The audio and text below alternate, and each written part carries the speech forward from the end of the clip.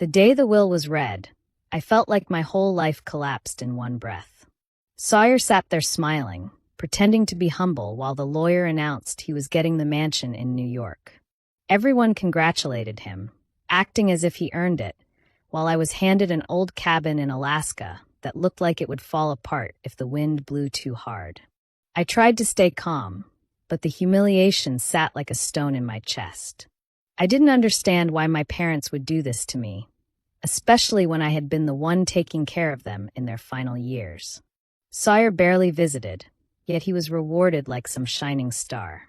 When I got home that night, Cameron didn't even try to comfort me. He tossed the ring across the table like it meant nothing and told me I was wasting his life. He said he couldn't build a future with someone who didn't come from anything. Hearing that from the man I loved hurt more than losing the house. I realized I had been surrounded by people who only valued me for what they thought I had to offer. By the time he walked out, I felt empty, but something inside me also broke free. I left for Alaska the next morning. The flight was long, and every hour that passed felt heavier. When I finally reached the cabin, it was worse than I expected. The porch sagged, the windows were cracked, and snow pushed against the door like it wanted in. But inside, under all the dust and cold air, something felt strange, like my parents had left me more than everyone believed. I kept searching until I noticed a loose floorboard under the old rug. When I pulled it up, a metal handle appeared. My hands shook as I lifted it and revealed a narrow ladder leading down into darkness. The cellar smelled old, untouched for years, but the moment my flashlight hit the shelves, I just froze. Stacks of gold bars covered the walls. Boxes filled with documents sat neatly labeled. I thought I was dreaming. In the corner was a sealed envelope with my name written in my mother's handwriting. I opened it slowly, my heart racing harder with every word. She explained everything, how the land and the assets were in my name because I was the only one they trusted to protect the family legacy. Sawyer had debts they kept hidden. The mansion was given to him because it looked valuable, but was actually sinking in costs. I was the real heir, but they feared he would destroy everything if he knew. I sat there in that hidden room for a long time, trying to breathe. All the pain, all the shame, all the insults, they were built on lies. The broken cabin wasn't a punishment. It was a shield. And for the first time, I understood that my parents didn't abandon me. They believed in me so much that they hid $50 million under a collapsing roof just to keep it safe for me. When I woke up the next morning in the cold cabin, the shock of what I found still sat heavy in my chest. I carried the boxes of ledgers to the small table by the window and started going through them one by one. At first, I didn't understand most of the numbers. But the more I read, the clearer everything became. These weren't random records. They were detailed documents showing every investment my parents had made for decades. There were timber contracts from old forests, mineral rights from land no one ever talked about, and accounts holding money in places I didn't even know my parents had connections to. Every file had my name listed as the owner. Every signature pointed to a plan they never told anyone about. I kept waiting to see Sawyer's name, thinking maybe they split things in a different way. But page after page told the same story. Everything significant was tied to me. I didn't feel proud. I felt confused. It didn't make sense why they pretended Sawyer was the golden child while giving me the things that mattered most. For years, they made him look like the one who deserved everything. But now the truth was staring me straight in the face. They weren't favoring him. They were hiding him from the very responsibilities they gave me. As I dug deeper into the files, the pieces fell together. Mixed between the financial papers were notes written in my father's handwriting. Some mentioned debts. Others mentioned people Sawyer owed money to. There were warnings about his habits, reminders to check on him quietly, and letters from banks about late payments. I realized quickly this wasn't about love or favoritism. Sawyer had gotten himself tangled with people who didn't forgive easily. My parents must have spent years covering up his problems, hoping he would change. Giving him the mansion wasn't a reward. It was a way to keep him away from everything valuable, so he wouldn't ruin it. Seeing it written out so clearly made my chest tighten. All my life I thought they ignored me. I thought they overlooked everything I did and kept giving Sawyer more. But now I understood why the cabin was placed in my hands. It wasn't a joke or an insult. It was where they hid the truth from everyone, including him. They trusted me to be responsible even when I didn't know they were depending on me. I kept reading until the sun dipped behind the trees. The more I learned, the heavier the room felt. It wasn't about winning or losing anymore. It was about realizing my parents were trying to protect the family the only way they knew how. They couldn't stop Sawyer from making bad choices, but they could try to shield the future of everything they built. And somehow, without ever telling me, they decided I was the one who could handle it. When I finally closed the last ledger, I felt something shift inside me. This wasn't just money or land. It was responsibility. It was trust. It was the truth they never said aloud but left for me to uncover when the time was right. And now that I understood, I knew my life was never going to be the same again. When I finally flew back to New York, I made sure no one could guess what I had discovered. I kept my face tired, my voice soft, and my story simple. I let people assume the trip to Alaska had crushed me. It was easier that way. The less they suspected, the smoother everything would go. I didn't mention the ledgers, the gold, or the letters. I didn't even hint that anything had changed. I acted like someone trying to accept a life that suddenly felt small. Sawyer didn't waste a second showing off his new lifestyle. He talked about his mansion as if he had earned it through hard work instead of inheritance. He walked me through the halls like a tour guide, pointing out chandeliers, marble floors, and the space he planned to turn into a private bar. His grin made it clear he enjoyed thinking I had been left behind. I kept my reactions quiet, nodding politely while storing away every detail of how easily he believed the lie. Cameron appeared soon after. He acted surprised to see me, pretending he didn't know how badly he had hurt me. His voice softened, his eyes stayed on mine too long, and he used every excuse possible to keep a conversation going. He talked about mistakes and second chances, acting as though we had simply drifted apart instead of him throwing me aside. I didn't argue or push him away. I just let him talk. Letting him believe I was still vulnerable made everything easier. Behind that calm mask, I worked on a different world, one no one could see. Each morning, before anyone was awake, I met with lawyers who specialized in privacy. I sat with financial advisors who knew how to build companies without revealing the person behind them. Everything I set up used a new identity, a clean one without any family connection. I moved carefully, making sure no trail led back to Alaska or the documents left by my parents. Every signature, every meeting, every file was handled quietly and professionally. I focused on creating something solid enough to support the inheritance once I activated it. I didn't rush. I wanted everything to be ready before anyone could interfere. My parents had managed their wealth in secret for years. Now I was continuing that plan with the same caution. Setting up accounts, registering businesses, arranging trusts. Each step made me feel more in control. It wasn't about getting back at anyone yet.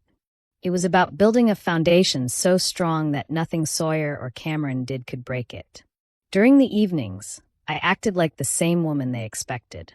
I kept my clothes simple, my mood steady, and my conversations short. I let Sawyer believe he was above me. I let Cameron think he had a chance to work his way back into my life. Their assumptions kept them distracted while I moved forward. With every quiet step I took, the distance between their opinions and my reality grew wider. They thought I was struggling. They thought they still had power over me. But the truth was, I was creating a life far larger than either of them could imagine. One built on the trust my parents had placed in me and the knowledge only I now held. I was keeping my distance from Sawyer, but he showed up one afternoon acting strangely polite. He didn't brag about anything this time. Instead, he asked if we could talk alone. The moment he closed the door behind us, I knew something was off. He wore a smile that didn't reach his eyes, the kind he used when he wanted something. He started by asking how I'd been, pretending to care, pretending to be a supportive brother. I let him speak without interrupting, waiting for the real reason he came. It didn't take long. He brought up the Alaskan cabin, calling it a lot of work and too much responsibility for someone already under stress. His voice stayed light at first, but it was clear he wasn't concerned about my well-being. He kept hinting that the place held more potential than people thought. Then he finally said what he actually wanted. He asked if I would sign the property over to him. He said it would bring the family closer if everything stayed in one set of hands, his hands. Hearing him talk like that made something cold settle inside me. I asked him why he suddenly wanted the land. That's when he slipped. He mentioned information he came across, something about resources in the ground. He avoided details, but his face gave him away. Someone had told him the land wasn't worthless. Someone had told him enough for him to chase it like a prize. He leaned closer, lowering his voice as if we were partners in some secret deal. He said he could take care of everything, if I just trusted him. His tone was smooth, almost rehearsed. But I already knew his version of help only benefited him. When I told him no, the shift was instant. The friendly mask dropped. His smile tightened, and his posture stiffened. He asked again, this time without pretending. When I refused a second time, he stopped hiding his frustration. He said I was being ungrateful. He said the land was wasted on me. He even suggested I was causing problems by holding on to something I didn't deserve. I stayed calm, but inside I felt a mix of anger and sadness. Not because of his words, but because I finally saw him clearly. All those years of believing he was simply favored, I missed how deeply his entitlement ran. He didn't care about unity. He cared about advantage. And now that he thought the land held value, he wanted to take it from me without hesitation.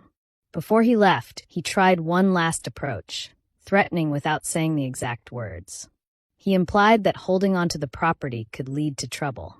He looked at me the way someone looks at an obstacle they plan to remove. After he walked out, I sat in silence, letting the truth settle. My parents hadn't been blind. They weren't cold or unfair. They saw sides of Sawyer that I never wanted to believe existed. They weren't giving him more. They were protecting everything from him. And now, for the first time, I understood exactly why they trusted me instead. Cameron showed up again, just when things with Sawyer had started turning tense. It was almost strange how perfectly timed his return was. He acted like he missed me terribly, speaking softly and trying to look sincere. He brought flowers, talked about memories, and behaved as if the breakup had never happened. Anyone watching from the outside might have thought he was genuinely trying to fix things. But I noticed the details he hoped I wouldn't catch. The forced smile, the way he kept circling back to the Alaska property, the sudden interest in my daily plans. He asked questions that had nothing to do with us and everything to do with what I owned. He wanted to know if I planned to fix the place up, if I had looked into selling, and how much land came with the cabin. He tried to sound casual, but he kept pushing the conversation back to the same topic. It didn't take long before I understood what he was doing. Cameron never cared about anything unless it benefited him. His sudden concern made it obvious he had learned something about the property. Once I realized that, I paid closer attention. He slipped up more than he realized. He mentioned things I never told him, things only someone who had talked to Sawyer would know. At first it was small comments, like knowing the exact size of the land. Then he started hinting at opportunities, and how smart people knew when to take action. The way he spoke sounded too similar to Sawyer's tone for it to be a coincidence. That's when it all clicked. He wasn't working alone. He and Sawyer had somehow teamed up, probably hoping to get me to hand over the land before I figured out anything important. Cameron must have thought he could charm his way back into my life and earn my trust, while Sawyer tried the direct approach. Together, they assumed I would break under pressure or fall for old feelings. Instead of reacting, I let them believe their plans were working. I started being more careful. When Cameron visited, I kept my phone nearby and recorded the conversations whenever he let something slip. I didn't push him away or confront him. I stayed quiet, acted uncertain, and let him talk. The more relaxed he felt, the more he exposed. He admitted he had talked to Sawyer. He bragged about how big decisions were coming. He hinted at plans they had already made without me. Every word he said gave me another piece of the truth. Meanwhile, I kept my expression calm. I didn't show fear, anger, or suspicion. I listened the way someone listens when they're too confused to push back. Cameron believed that act completely. He thought I was drifting back toward him, still unsure of myself. He didn't realize I was memorizing everything he said. I didn't react because I wanted the whole picture before taking any steps. Seeing how easily he switched sides made it clear I needed more than instinct. I needed proof. And the more I gathered, the more I understood just how far they were willing to go. They saw me as someone they could fool. But they forgot something important. I wasn't the one acting anymore. I was watching, and every lie they told only made me stronger. I moved quietly, the same way I had since returning from Alaska, but now I wasn't just staying hidden.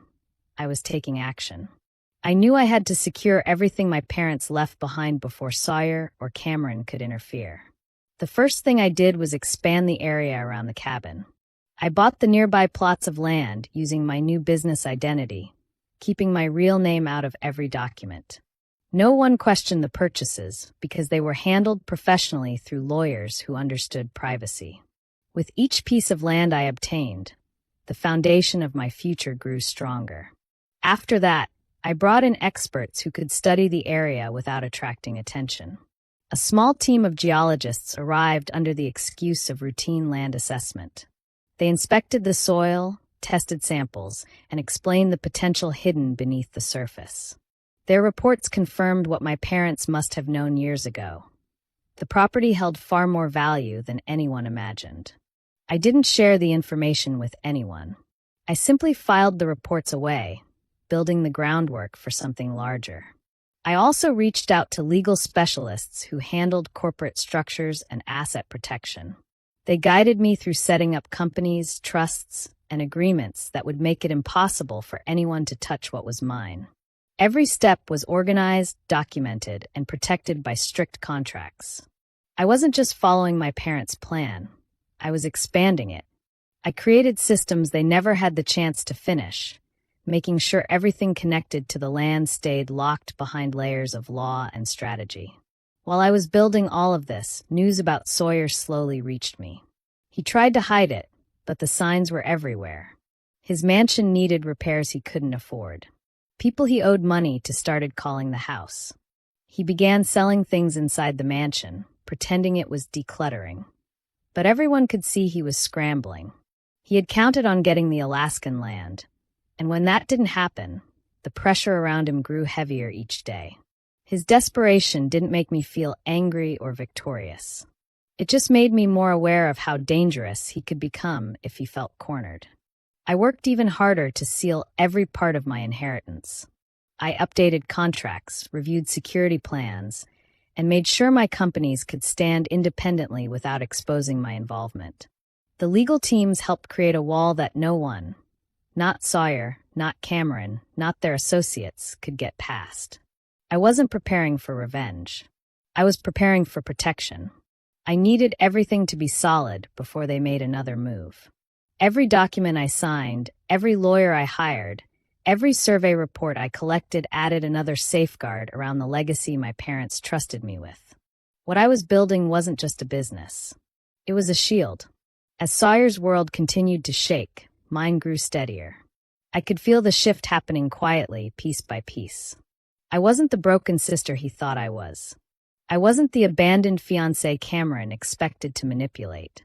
I was someone finally stepping into a role that had been waiting for me all along. The night everything finally broke open started with an invitation that felt harmless on the surface. Sawyer suggested a small family dinner, something simple, something peaceful. I already sensed the real reason, but I went anyway.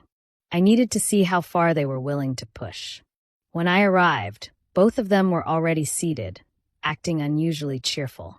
Cameron greeted me like we were old friends, and Sawyer kept his smile glued in place. But the tension underneath was impossible to miss.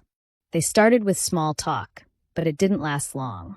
Sawyer shifted the conversation toward responsibility and doing what's best for the family. Cameron added comments that sounded supportive on the surface, but carried a clear message underneath. They kept circling around the same topic: my rights, my decisions, my choices, without saying the exact words at first. When they realized I wasn't taking the bait, they stopped pretending. The polite tone vanished. Sawyer leaned forward and asked directly if I planned to keep holding on to something too big for me. He said I was creating problems by refusing to cooperate. Cameron joined in, pretending to act as a peacemaker. But every sentence pushed me toward the answer they wanted. They talked over me, made exaggerated sighs, and tried to make me feel unreasonable for staying silent. It wasn't a conversation anymore. It was a corner they were trying to trap me in. Cameron took it a step further. He said he had been thinking about our past and how things could have been different if I made smarter choices. Then he slipped, and his real feelings came out. He admitted he proposed because he assumed I would never rise above Sawyer's shadow. He expected me to stay predictable and easy to guide. He said it plainly, almost proudly, as if the confession didn't reveal exactly who he was. For a moment, both men waited for a reaction. They expected anger, tears, or maybe fear. They wanted me shaken. They needed me to feel small. Instead, I just watched them. The room felt strangely quiet to me, even though they kept talking. Their voices blended into a dull noise, words losing meaning. Everything they tried to use against me only reminded me of how far I had come without them realizing. They kept pushing, raising their voices, accusing me of being selfish. They tried guilt, pressure, and insults, switching tactics every few minutes. But nothing reached me. I didn't argue. I didn't defend myself. I didn't explain anything. I simply stood up from the table when I was done listening. Sawyer demanded to know where I was going. Cameron tried to block my path with soft words and forced regret. Neither of them understood that the moment they revealed their real intentions, they handed me all the proof I needed. I didn't have to warn them or respond. I didn't owe them a single explanation. I walked out calmly, my heartbeat steady. Their voices followed me, sharp and angry, but they no longer had any weight. I wasn't leaving because I was hurt. I was leaving because I finally saw everything clearly. And for the first time, they had no power over me at all. Sawyer always believed he could control every situation, but the moment I gathered enough proof, everything shifted. I didn't rush. I didn't argue.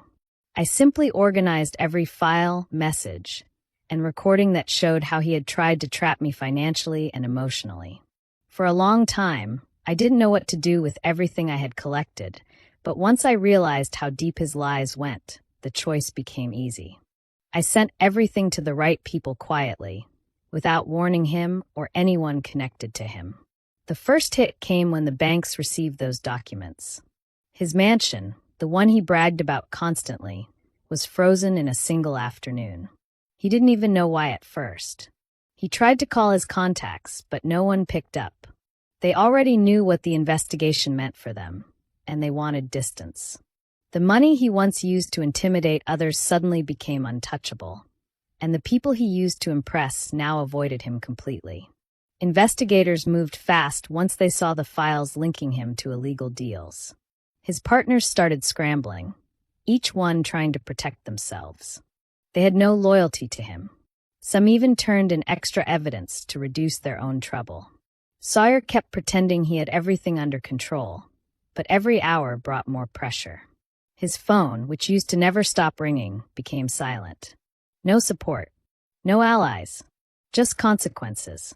Cameron was next. He thought his position would shield him forever, but the recordings showing his cooperation with Sawyer's plans were clear. I sent the evidence anonymously to his company. Within days, he was escorted out of his office.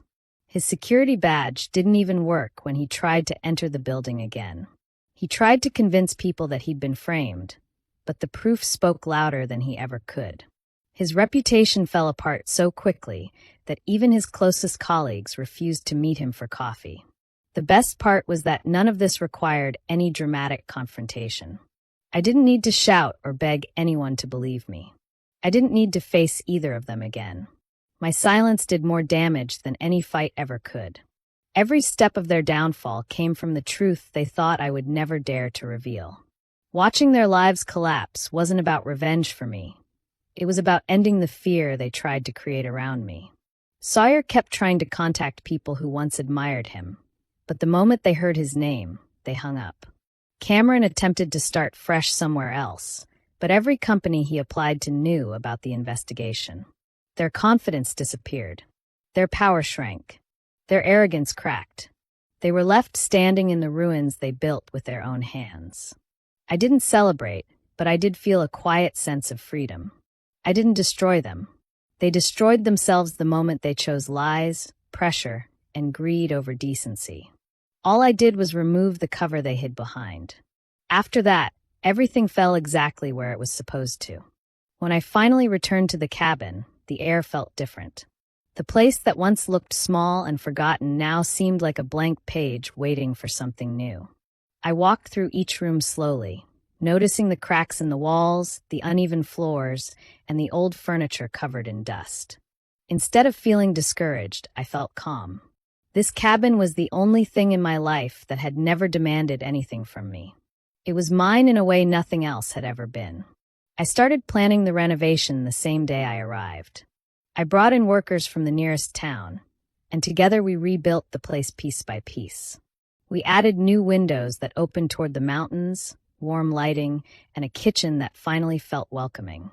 I kept some parts of the old structure because it reminded me of my parents' hands, their habits, their quiet way of living. The mix of old and new made the entire cabin feel like a fresh beginning. One afternoon, while clearing out a narrow storage space I had never touched before, I noticed a loose wooden board. When I pulled it away, I found a small metal box covered in dust. Inside, there was a folded letter sealed with my mother's handwriting. My breath caught for a moment. I sat on the floor before opening it, needing a second to steady myself. The letter was simple but deep. My mother wrote that the cabin had always been meant for me, even before she passed. She said they knew I carried a quiet strength that didn't show on the outside. She explained they believed I would understand the land, protect it, and turn it into something meaningful. They trusted that I would choose a path that came from my own heart, not from pressure or expectations. Reading those words made something heavy inside me loosen. I didn't cry out of sadness. It felt more like letting go of a tight knot I had carried for years. After finishing the renovations, the cabin looked nothing like the place I first walked into. It became a peaceful retreat surrounded by tall trees, soft snow, and endless quiet. I decided it was time to start something new, something that felt like mine. I filed the paperwork for my company and chose to build its main office right there on the land my parents left. It felt right to begin my future in the same place their hopes for me rested.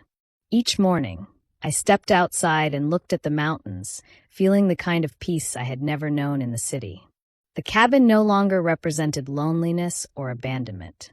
It felt like a doorway to a different life, one based on strength, purpose, and calm. The letter stayed in my desk drawer, not because I needed to read it again, but because knowing it existed was enough. It reminded me that my parents' faith in me was quiet but steady. Starting my business from that piece of land wasn't just a choice. It was a promise, to them and to myself, that everything they believed I could become was finally taking shape. I heard the knock on the door long before I got up.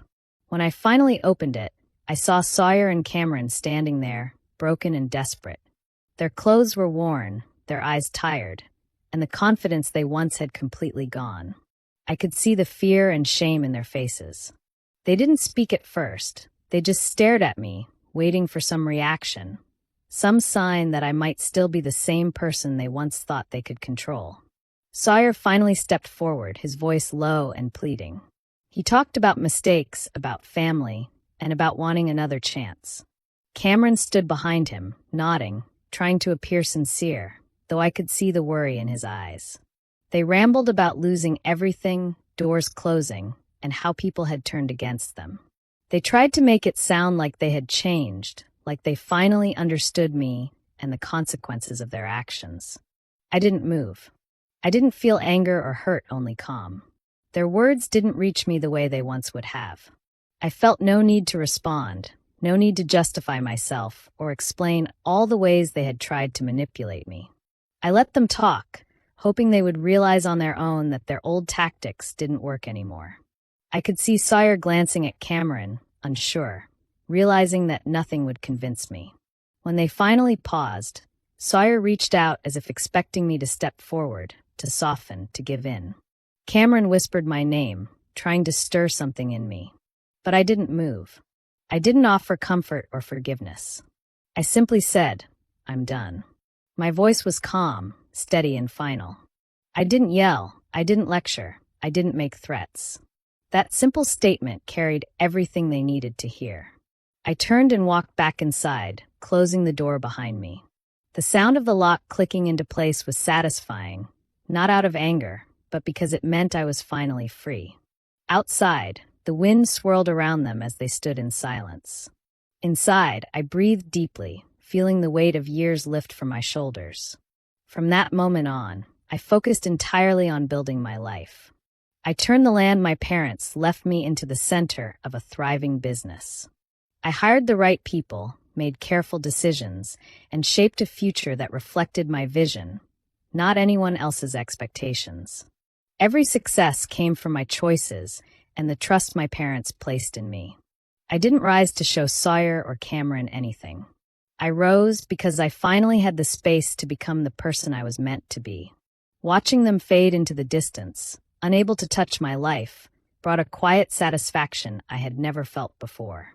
My greatest revenge wasn't taking them down. It was living fully, building a life they could never reach, a life I owned completely. Do you think I made the right choice by shutting the door on Sawyer and Cameron, or should I have given them another chance? I'd love to hear your thoughts. Subscribe and hit the bell for more stories like mine.